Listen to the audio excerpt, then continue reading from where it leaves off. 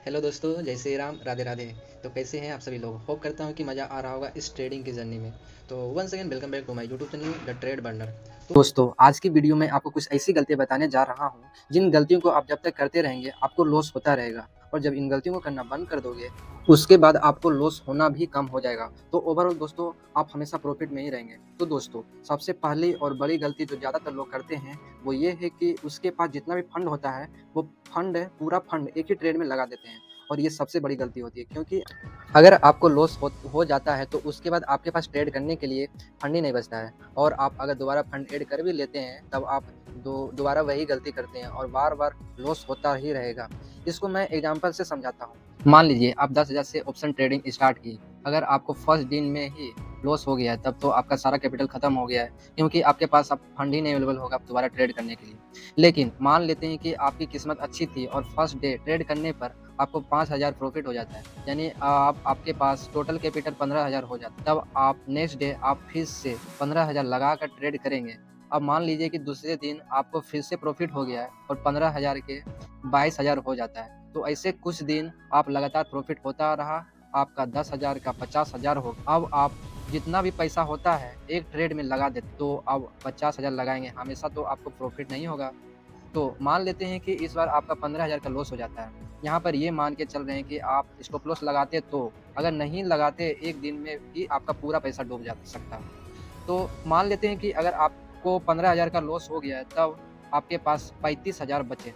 अब फिर से आप पूरा 35,000 लगा के दोबारा ट्रेड लेंगे। अब मान लेते हैं कि फिर से आपको 20,000 का लॉस हो गया, तो अब आप लॉस को रिकवर करने के चक्कर में और ट्रेड लोगे। इसी तरह करते करते जितना प्रॉफिट करते हैं उससे ज़्यादा लॉस करवा लेते हैं, क्योंकि जितना बड़ा अमाउंट होगा उतना बड़ा प्रॉफिट होगा, लेकिन उतना बड़ा लॉस भी होगा, लॉस भी हो सकता है। और जब प्रॉफिट होता है तो हम खुश हो जाते हैं, लेकिन जैसे ही लॉस होता है तो हम अपने इमोशन पर कंट्रोल नहीं रख पाते हैं और ज़्यादा अमाउंट से ट्रेड करके पूरा लॉस करवा लेते हैं। तो यहाँ पर सही तरीका ये है कि आपको अपने पूरा फंड का यूज एक ट्रेड में नहीं करना। अगर आप 10,000 से शुरू कर रहे हैं तो 2, 3, 4,000 में जो एक लॉट मिल रहा है तो उतना ही ट्रेड करें।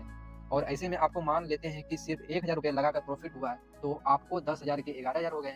लेकिन अगर आपको लॉस होता तो वो भी 1,000 का ही होगा, तो तब भी आपके पास 9,000 बचे होंगे, तो आप और ट्रेड में ले पाएंगे। यहाँ पर भी मानकर चल रहा हूँ कि स्टॉप लॉस लगा है, तो भले ही आपको 1,000 प्रॉफिट हुआ है तो ज़्यादा ही नहीं लगेगा, क्योंकि ऑप्शन ट्रेडिंग में 1,000 के 20,000 बन सकते हैं 5 मिनट में, ऐसा होता ही ज़्यादातर। लेकिन उस हिसाब से लॉस भी होता है दोस्तों। तो slow progress is better than no progress and even better loss. तो स्टार्टिंग में आपको एम होना चाहिए कि स्लो जितना भी प्रॉफिट हो रहा है उसे बैंक अकाउंट में विड्रॉ करें, ताकि आपका पैसा वापस आ जाए और आप प्रॉफिट से ही ट्रेड करें। और आप ऐसा करने से आप लॉन्ग टर्म तक ट्रेड कर पाएंगे, जबकि सारा पैसा एक ही ट्रेड में लगा देंगे तो वो एक दिन में सारा पैसा डूब सकता है ना दोस्तों। अगर आप वो हैं जो शुरू से प्रॉफिट होता है और लेकिन अंत में लॉस हो जाता है, तो समझ लीजिए आज से आपके बुरे दिन खत्म हो गए हैं। तो समझ लीजिए आज से आपके बुरे दिन खत्म हो गए हैं, क्योंकि अब मैं आपको जो गलती बताऊंगा इस गलती को तो आप जैसे ही करना बंद कर देंगे तो आपका लॉस होना भी बंद हो जाएगा। और वो गलती है ट्रेलिंग स्टॉप लॉस यूज ना करना।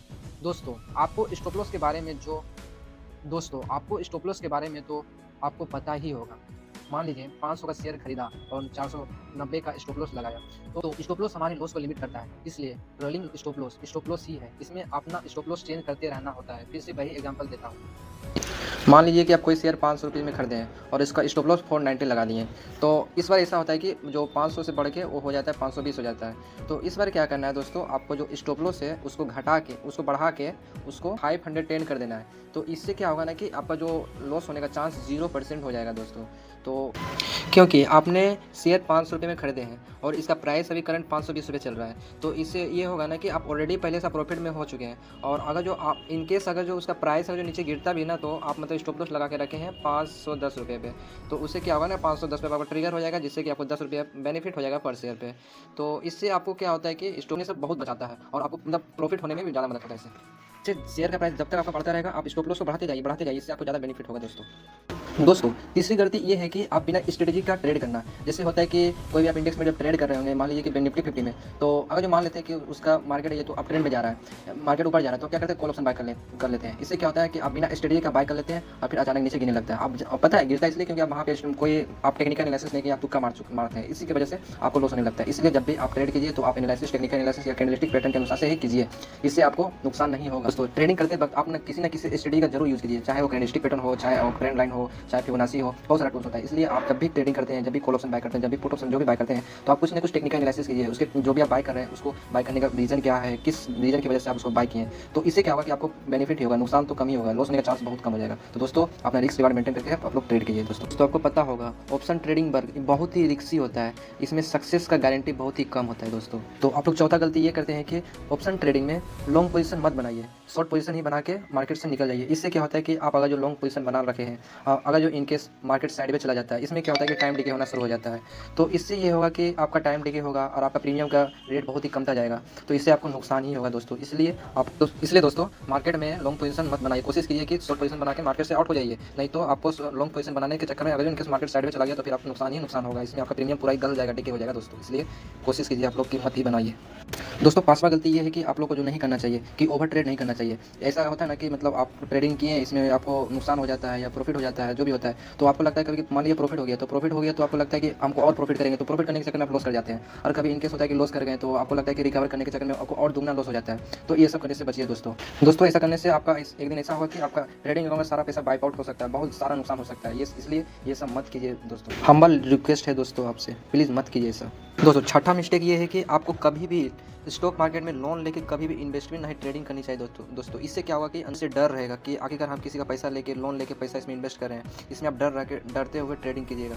इससे क्या होगा, बहुत ही आप एक दिन बहुत ही मुसीबत में पड़ सकते हैं दोस्तों। इसलिए प्लीज़ आपसे हम्बल रिक्वेस्ट है कि ऐसा कभी भी मत कीजिए। वीडियो आपको कैसा लगा, उम्मीद करता हूँ कि आपको अच्छे से समझाने की कोशिश कीजिए, वीडियो आपको अच्छा लगा होगा। प्लीज़ आप लोग बहुत सारा प्यार दीजिए और प्यारा सा कमेंट कीजिए ये वीडियो आप लोगों को कैसा लगा। और हाँ, कमेंट में जय श्री राम लिखना मत भूलिएगा दोस्तों। बाय।